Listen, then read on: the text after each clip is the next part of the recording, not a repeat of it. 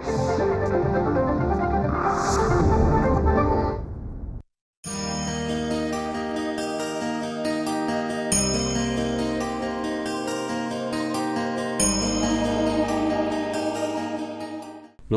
आजच्या मनमोकळे शब्दयात्री या कार्यक्रमामध्ये ज्येष्ठ शिक्षणतज्ञ आणि समाजसेवी म्हणायला पाहिजे, ज्यांनी खूप काम केलं आहे महाराष्ट्रामध्ये, ते प्राध्यापक रमेश पानसे आलेले आहेत. नमस्कार सर. नमस्कार. नमस्कार. थोडक्यात परिचय म्हणजे सरांनी जवळजवळ 25 वर्ष SNDTमध्ये अर्थशास्त्राचं अध्यापन केलं. नंतर ग्रामीण विकास हा त्यांच्या आयुष्याचा ध्यास झाला आणि आदिवासी क्षेत्रामध्ये खूप काम केलं. 60हून अधिक पुस्तकांचं लेखन त्यांनी केलेलं आहे. शिक्षण वेध या मासिकाचे संपादक होते. रुचा नावाचं एक त्यांनी कवितेवरचं मासिक पण खूप वर्ष चालवलं. ग्राममंगल या संस्थेची स्थापना केली. महाराष्ट्र बालशिक्षण परिषदेचे संस्थापक म्हणून ते परिचित आहेत. पुरस्कार तर त्यांना खूप मिळालेत. आता ते पुरस्कारांच्या पलीकडे गेलेले आहेत. डॉक्टर दादा वर्तक जीवन गौरव पुरस्कार, गोदावरी गौरव पुरस्कार, पु ग वैद्य कार्य गौरव पुरस्कार, दूरदर्शनचा शिक्षण रक्षक पुरस्कार आपल्याला मिळालेला आहे ह्या आपल्या सह्याद्री वाहिनीचा. लक्षात आहे माझ्या. त्यानंतर डॉक्टर JP नाईक आणि डॉक्टर चित्रा नाईक यांचा नावे असलेला समाज शिक्षण पुरस्कार, त्याचेही आपण मानकरी आहात.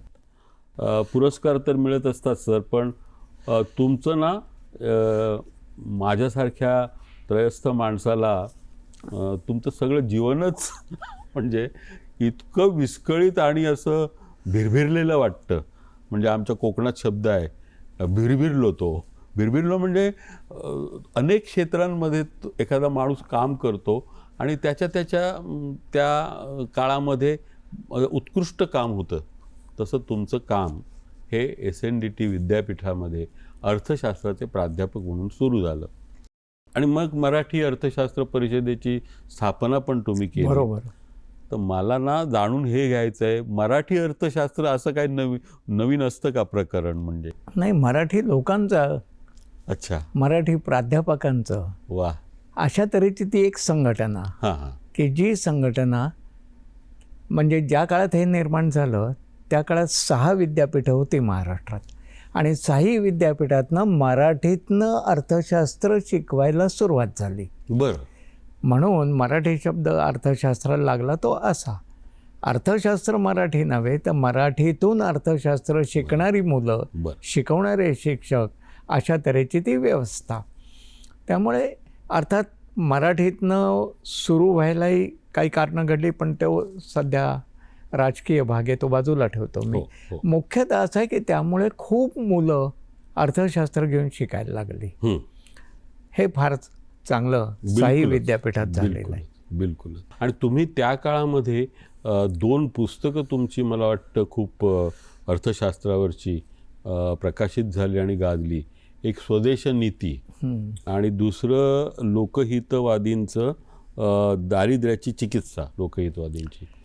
ते कसं आहे, लोकहितवादींचं पुस्तक मी लिहिलं याचं कारण मी लोकहितवादींचा अभ्यासक होतो. माझ्या आवडता माणूस तो पहिला लेखक.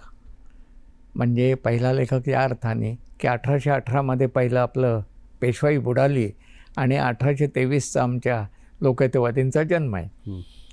तो पहिला लेखक आहे त्या काळातला. अर्थशास्त्राच्या संदर्भात मी जेव्हा अभ्यास करत होतो तेव्हा माझ्या लक्षात आलं की लोकहितवादी याला तुम्ही समाज कार्यकर्ता म्हणून ओळखता, ती अपुरी ओळख आहे किंवा ती नकोच. ते खरे अर्थशास्त्राचे तज्ज्ञ आहेत. अच्छा. त्यांचं पहिलं पुस्तक अर्थशास्त्रावरच आहे.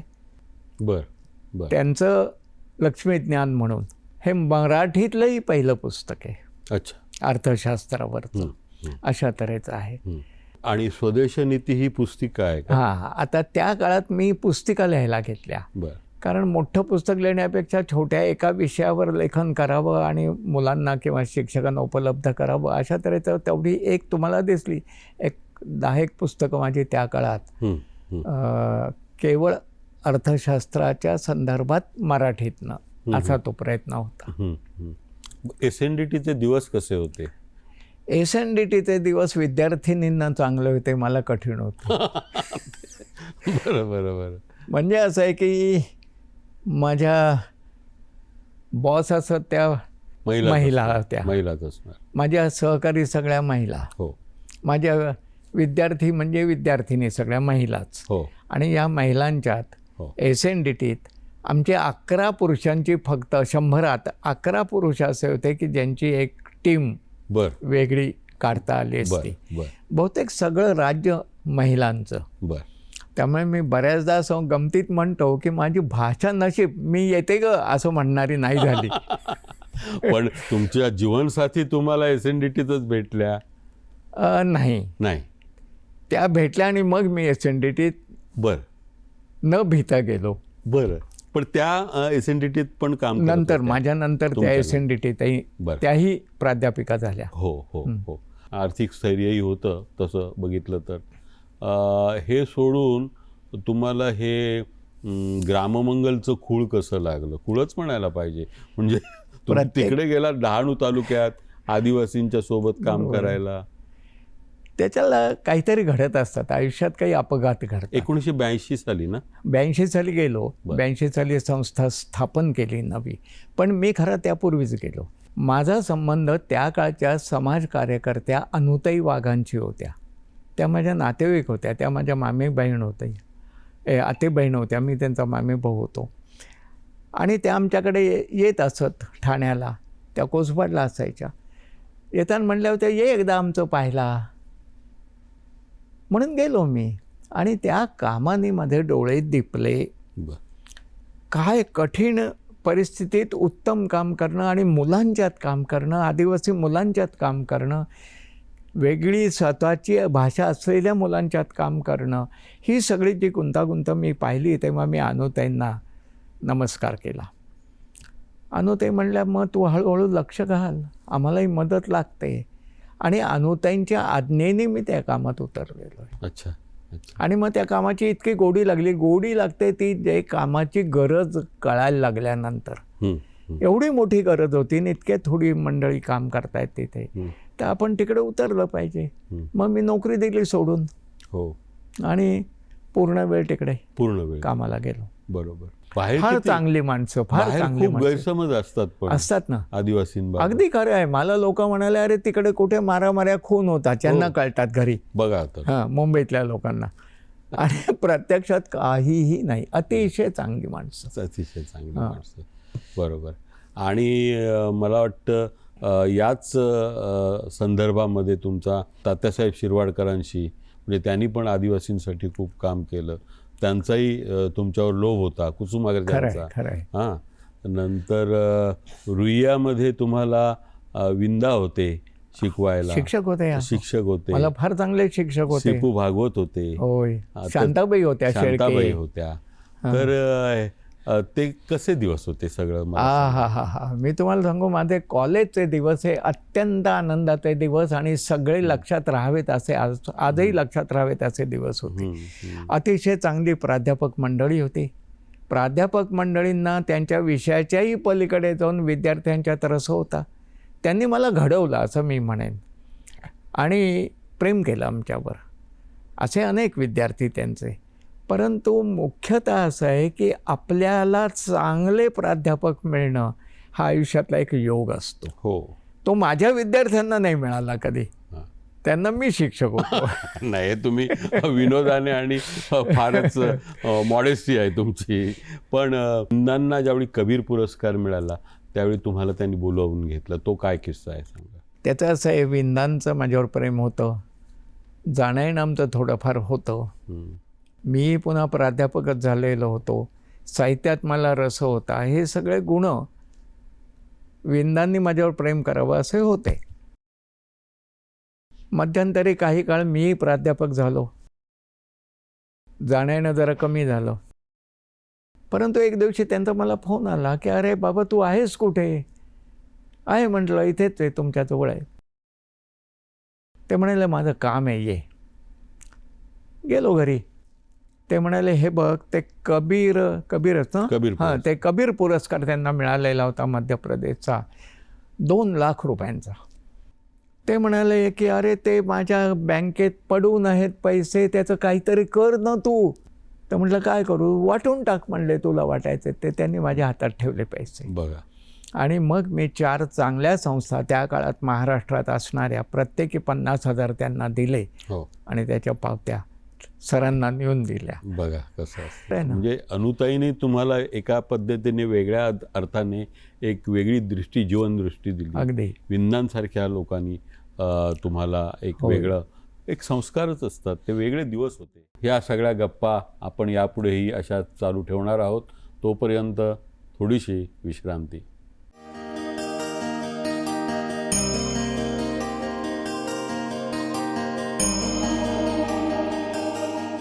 नमस्कार. आपण पुन्हा एकदा प्राध्यापक रमेश पानसे यांच्याशी हा चालू असलेला संवाद पुढे नेत आहोत. सर, मगाशी ऋचा मासिकाचा विषय निघाला आणि मला वाटतं त्या काळामध्ये तुमच्या घरी कवी संमेलनं पण व्हायची. म्हणजे तुम्ही आपल्या पायावर आपण धोंडा मारून घेण्याचे जे तुमचे उद्योग होते, तो काय काय प्रकार होता तो सगळा? काही नाही, कवितेची मला आवड लहानपणापासून आईनी लावलेली होती. आणि माझं साहित्याच्या क्षेत्रातलं वाचनसुद्धा अधिकाधिक कवितेच्याच माझं लेखनसुद्धा कवितांवर होत असे. त्यामुळे तो माझा एक प्राणाचा अर्धा भाग होताच. कवितेसाठी म्हणून कवींना जोडायचं म्हणून मी कवितेचं मासिक काढलं, ऋचा. आणि मग ते ऋचा विकायला मी कवींकडे गेलो तर कवी म्हणले आम्ही कशाला विकत घ्यायचं, आम्हाला तू भेट द्यायला पाहिजेस. मग मी मराठीच्या प्राध्यापकांकडे गेलो आणि प्राध्यापकांना म्हटलं असं मी मासिक सुरू केलं आहे. अरे मी प्राध्यापक आहे, तुम्हाला भेट दिलं पाहिजेस. बघा, म्हणजे ह्या 2 मुख्य ग्राहकांच्यातला एकही माझा झाला नाही. याच्याबरोबर एक माझा मित्र झाला, त्याचा काय ग्राहक, त्यांनी पैसे दिले पण म्हणला एका अटीवर देईन, मला मासिक पाठवायचं नाही. बरं. असं ते अनुभव माझे त्या वेगळे मोठे गमतीदार होते. पण मैफली कशा व्हायच्या तुमच्या घरी? कोण कोण यायचे? साधारणतः सुर्वे सुद्धा माझ्या घरी आलेले आहेत. बर. शंकर वैद्य तर कायमच असायचे माझ्या. खूपच त्यांच्याशी स्नेहभाव आणि खूपच होता, घरोबा होता. बरोबर. आणि त्या काळातले नवीन कवी अशोक बागवे सारखे असे अनेक लोक, प्रवीण डवणे तर होताच तो आमचा. हे ठाण्यातलेच होते. त्याच्या व्यतिरिक्त बाहेरचेही लोक येत असत. साधारणतः 25 लोक महिन्यातनं जमत असत. तुम्ही इकडे वळला नसता म्हणजे ह्या ग्रामशिक्षण, बालशिक्षण किंवा आदिवासी विकास, तर तुम्ही एक चांगले खेळाडू झाला असता असं तुम्ही म्हटलंय कुठेतरी. म्हणजे त्यावेळी जे तुम्ही, आणि तुमचा एक किस्सा पण मला कोणीतरी सांगितला की वयाच्या 60व्या वर्षी तुमच्या घरात चोर शिरला आणि ठोकलं तुम्ही त्याला. ही जी कपडे काढून ठोकला. कपडे काढून माझे नाही. पण ही जी शारीरिक क्षमता आणि सामर्थ्य हे आणि हे खेळामधून, खरं सांगू का तुम्हाला, मी भाग्यवान आहे. मी ठाण्यात राहतो जन्मापासून. तर ठाण्यामध्ये हनुमान व्यायामशाळा नावाची जी काही संस्था आहे, अजून आहे, तर त्याचा मी विद्यार्थी. आम्हाला तिथे विलक्षण खेळायला मिळालं. माझं लहानपण साधारणतः 6, 7, 8 वर्षापासनं ते 18 वर्षापर्यंत फक्त खेळण्यात गेलं आहे. बरं. आणि त्याच काळात शरीर तयार होत गेलं. व्यायाम करत होतो आम्ही, जोर बैठका काढत होतो. तर ह्या सगळ्यातनं जे काही माझं शरीर तयार झालं आहे, मला असं वाटतं आहे की ते खूप मोठी माझी संपत्ती आहे. आजच्या वयाला सुद्धा मी पोचलो याचं कारण मी लहानपणी खूप खेळलो आणि खेळाने मला मोकळा स्वभाव दिला. खेळाने मित्रमंडळी तर मिळालीच होती मला, परंतु त्याच्याही पलीकडे जाऊन खेळण्याच्या क्षेत्रात सुद्धा अनेक बक्षिसं मी मिळवली. आणि मोठ्या प्रमाणावर मित्र परिवार हा खेळाच्या क्षेत्रातला मिळाला आणि त्यातनं आजही खेळ पाहायला जाणं माझा एक आवडता उद्योग हो, आणि तुमच्या शिक्षण पद्धतीमध्ये सुद्धा तुम्ही त्याचा एक्झॅक्टली. उपयोग केला, होय नाही का? खेळातून शिक्षण. खेळातून शिक्षण म्हणजे थोडक्यात बलोपासना सुद्धा पाहिजे आणि ज्ञानोपासना सुद्धा पाहिजे. अगदी बरोबर आहे. दोन्ही तरच माणसाचं पुढचं एक व्यक्तिमत्व म्हणतो आपण ते विकसित होत जातं. आता बालशिक्षण आणि रचनावादी शिक्षण हे तुमचे फार आवडीचे विषय. खूप काम केलं तुम्ही, पुस्तकं लिहिलीत आणि बालशाळेचा विकासात्मक शिक्षणक्रमसुद्धा तुम्ही तयार केला. पण हे सगळं करत असताना सर, गांधी प्रणित शिक्षणविषयक प्रयोगांचा इतिहास असं एक पुस्तक तुमच्या डोक्यात आलं. तो काय किस्सा आहे? बरेच जण गांधी माझ्या लेखनात आलं की चमकतात. काही कारण नाही आहे तसं. मी गांधीवादी नाही आहे, पण मी गांधींवर प्रेम करतो. वा. त्याहीपेक्षा जास्त मी म्हणायचंच झालं तर आंबेडकरांवर प्रेम करतो. हो. मी आंबेडकरवादी असं म्हणायला हरकत नाही आता, किंवा अभ्यासक आहे असं म्हणायला हरकत नाही. मुद्दा तो जरा बाजूला ठेवतो. तुम्ही विचारताय ते असं आहे की गांधी प्रणित, हां, की मी खरं तर नवीन शिक्षणाचा वेध घेत होतो तेव्हा गांधींची नई तालीम अभ्यासली मी. गांधींची नई तालीम म्हणजे तो ग्रंथ जो आहे, मला असं म्हणजे मी जो ग्रंथ लिहिला त्याच्यावर, याचं कारण मला असं वाटलं की त्यांनी खेळाविषयी बरंच काही म्हटलेलं आहे, आपल्याला अनेक गोष्टी सांगितलेल्या आहेत. नुसता खेळ नाही, तर एकूणच संबंध तत्वज्ञानाचं आहे. हां, जीवन व्यवहार आहे, तो तत्वज्ञान आहे. आणि त्याच्यावर एकही पुस्तक नाही आहे मराठीत. म्हणून मग मला असं वाटलं की आपण लिहावं. मग जाऊन बसलो तिकडे सेवाग्रामला गेलात. वा. मागे एकदा तुम्ही बोलता बोलता म्हणाला होतात की आंबेडकर हे अद्वितीय स्कॉलर होते, एक विद्वान म्हणतो ज्यांना, असं ते कोणत्या अर्थानं? 2-3 अर्थाने. पहिली गोष्ट म्हणजे लहानपणापासून हा माणूस वाचक उत्तम आहे. पुढे पुढे वाचन वाढत गेलेलं आहे त्यांचं. अगदी शेवटच्या क्षणापर्यंत त्यांचं वाचन चाललेलं होतं. दुसरी गोष्ट, त्यांनी दिलेले नवे विचार, ते थेट संविधानापर्यंतचं त्यांचं कार्य, बिलकुल, हे बौद्धिक कार्य आहे, बिलकुल विद्वत्तेचं कार्य आहे. आणि त्याचबरोबर त्या सगळ्या याच्यात त्यांची अनुभूती जी होती स्वतःच्या जीवनातली, ती सगळी त्याच्यातनं उघड झालेली आहे. त्यांनी केलेलं संविधान हा माझ्या आदराचा विषय आहे. आणि आजही मी संविधानावर अभ्यास करत राहतो, बोलतो, लोकांना सांगत राहतो. याचं कारण असं आहे की इतकं चांगलं संविधान दुसऱ्या देशात कुठेही नाही. हो. म्हणून खरोखरच आपल्याला ही एक अभिमानाची गोष्ट आहे की आपल्या देशाला असं संविधान मिळालेलं आहे. तर या आणि अशा गप्पा पुढे चालूच ठेवू. तोपर्यंत थोडीशी विश्रांती.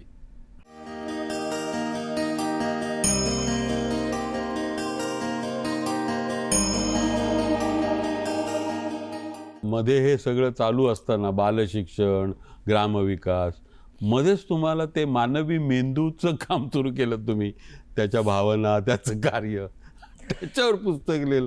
काय प्रकार काय म्हणजे? नाही, मी जेव्हा शिक्षणात कामाला उतरलो, आज 40-45 वर्ष मी शिक्षणात काम करतो आहे, शिक्षणावर काम करतो आहे. अशा वेळेस आजच्या शिक्षणाकडे जगामध्ये ज्या काही नव्या दृष्टिकोनातून पाहिलं जातं, त्याच्यात मेंदूचा अभ्यास हा एक प्रमुख आहे. करता करविता हा माझा जो काही माझं पुस्तक आहे, हे खूप जुनं झालं आता, परंतु त्यानंतरही मी सतत त्याचा अभ्यास करत राहिलो. याचं कारण शिक्षण आणि मेंदू असा माझा तो विषय आहे. शिक्षणाकडे मेंदूच्या अंगाने पाहणं, उदाहरणार्थ मेंदूच्या गरजा, आणि लहान मुलाला तुम्ही करता ते 3ऱ्या-4थ्या वर्षापासनं बळजबरी शिकायची, ह्या कशा एकमेकाच्या विरोधी आहेत. आणि त्यामुळे त्याचा मेंदूवर वाईट परिणाम होतो हे लोकांना सांगावं लागतं मला. आणि नाही सांगणार कसं, मग मी मेंदूचा अभ्यास सुरू केला.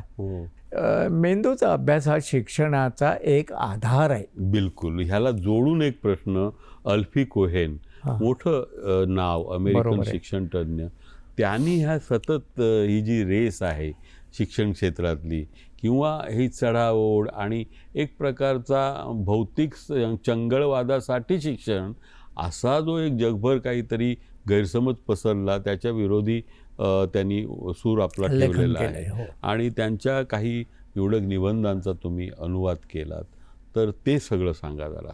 नाही, काय आहे, अल्फी कोहन हा मला भेटलेला पहिला माणूस, म्हणजे त्याच्या आधीसुद्धा असेल, पण आपलं सगळं जगभरचं काही आपण वाङ्मयाला भेटत नाही कधी, की जो खूप मोठ्या प्रमाणावर आधुनिक शिक्षणावर टीका करतोय.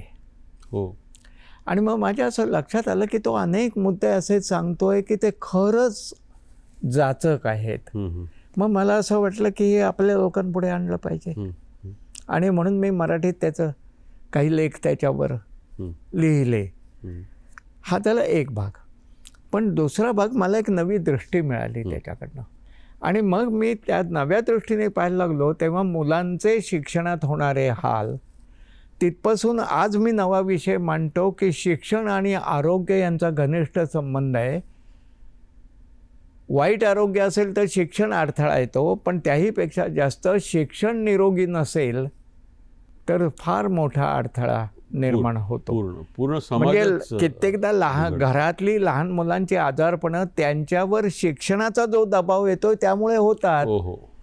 हे आईवडिलांच्या लक्षात येत नाहीये. आणि आज म्हणजे मी 25-30 वर्षापूर्वी लिहिलं या विषयावर, पण त्याच्यापेक्षाही जास्त प्रमाणात मुलांचे हाल आज आहेत. सर, तुम्ही युनिसेफशी सुद्धा संबंधित होतात, आणि त्या सगळ्या अनुभवांवर आधारित एक सुंदर पुस्तक तुमच्या हातून निर्माण झालं, शिक्षण आनंद क्षण. शिक्षण आणि आनंद या दोन गोष्टी एकत्र आल्या पाहिजेत ना. आल्या पाहिजे, आणि त्या असल्या तर शिक्षणही चांगलं होतं आणि आनंदात होतं शिक्षण. खरं तर शिक्षण ही एक फार मोठी गोष्ट आहे. मानवी जीवनाचा सगळा तो आधार शिक्षण हा असतो, आणि लहानपणापासून, आणि म्हणून आम्ही बालशिक्षणावर लक्ष केंद्रित केलेलं आहे. बालशिक्षण म्हणजे 6 वर्षाच्या आतल्या मुलांचं शिक्षण. आता त्याला आंतरराष्ट्रीय व्याख्या 8 वर्षापर्यंतची आहे. म्हणजे आपली 1ली 2री आता बालशिक्षणाचा भाग आहे. आणि संबंध बालशिक्षण हे इतकं आता मोठं आहे की जगामध्ये आता असं सिद्ध झालेलं आहे संशोधनातनं, बालशिक्षणात सरकारने केलेली गुंतवणूक ही तर कुठल्याही शिक्षणाच्या पातळीपेक्षा आणि इतर कुठल्याही क्षेत्रापेक्षा अधिक परतावा देते. आर्थिक परतावा देते, सामाजिक देते, कौटुंबिक देते, व्यक्तिगत देते. त्यामुळे बालशिक्षणाला आता महत्त्व द्या. आणि म्हणून आपल्या इथे सुद्धा नवं धोरण जे आलं आहे ते बालशिक्षणाला महत्त्व देणारं आलेलं आहे. हे खरोखरच आनंद क्षण वाढत जावोत. आणि या संवादाचा समारोप तुमच्या एका छोट्याशा कवितेने करूया. या म्हाताऱ्या देशातील तळपणारे जुने दिवे, या म्हाताऱ्या देशातील तळपणारे जुने दिवे विझवल्याशिवाय चमकणार नाहीत नवे काजवे. ओहो, क्या बात. या म्हाताऱ्या देशातील तळपणारे जुने दिवे विझवल्याशिवाय चमकणार नाहीत नवे काजवे. तुमचे जरा राहू द्या, आम्हालाही जग पाहू द्या. बाबा, तुमचे जरा राहू द्या, आम्हालाही जग पाहू द्या. वाटते आहे या देशाला आपणही काही द्यावे. या म्हाताऱ्या देशातील तळपणारे जुने दिवे. बालपण तुम्हीच पोसले, तारुण्यही तुम्हीच घडवलेत. आम्हाला आमचे निवडू द्या, काय घडायचे काय घडवायचे. या म्हाताऱ्या देशातील तळपणारे जुने दिवे विझवल्याशिवाय चमकणार नाहीत नवे काजवे. क्या बात. तुमच्या हातातील मशाली थोडा वेळ ठेवा खाली, तुमच्या हातातील मशाली थोडा वेळ ठेवा खाली. आमच्याही मार्गांवर ज्वालांचे असतील थवे. या म्हाताऱ्या देशातील तळपणारे जुने दिवे विझवल्याशिवाय चमकणार नाहीत नवे काजवे. आता तरी एक करा, आता तरी एक करा, ऋणी राहील वसुंधरा. आता तरी एक करा, ऋणी राहील वसुंधरा. तुम्ही पेरल्या पापांचे पीक तुम्ही काढून न्यावेत. भूमीलाही आता इथल्या नव्या हातांचे दान हवे. भूमीलाही आता इथल्या नव्या हातांचे दान हवे. क्या बात आहे सर, वा. धारदार आणि आशावादी अशी कविता आहे. आणि याच्यावरती आपण इथे हा संवाद खूप खरं म्हणजे बोलता येईल. पण आपण इथे आलात आणि सगळ्याच विषयांवरती खेळ, बालशिक्षण, ग्रामशिक्षण, आदिवासी विकास आणि साहित्य या सर्वांवर संवाद हा जो केलात त्याबद्दल सह्याद्री वाहिनीतर्फे आपले मनःपूर्वक आभार. माझ्या ह्या अतिशय उतरत्या वयाला सुद्धा सह्याद्रीने बोलवावं आणि मी सह्याद्री चढून यावं वा, याचा मला आनंद तुम्ही दिलात, वा, याबद्दल मी क्या आभारी बात आहे आपला.